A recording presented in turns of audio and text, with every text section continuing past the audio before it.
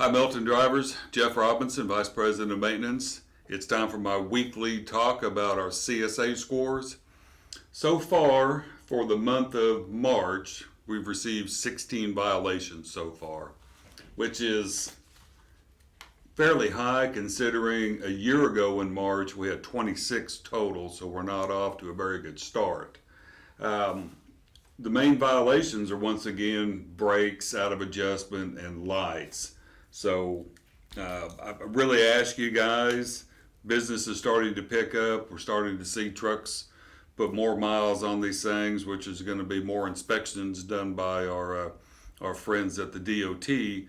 So I ask you, please, just do a pre and post trip. I know I preach that every time when we talk every week, but that's where you're going to catch your lights that are malfunctioning. Your brakes might need adjustment, things of that nature. So if you find those things during your pre and post trip, please call Outside Repair. Ask them for some help. They might ask you if you feel comfortable driving it to a location to get these things repaired. If you don't, that's fine. We'll send somebody out to you. It just saves quite a bit of time if you know there's a place that's 5 miles down the road. And if you get, odds are you're not going to get pulled over in that 5 miles. So please don't be offended if somebody in Outside Repair asks you, do you feel safe driving it to a repair location?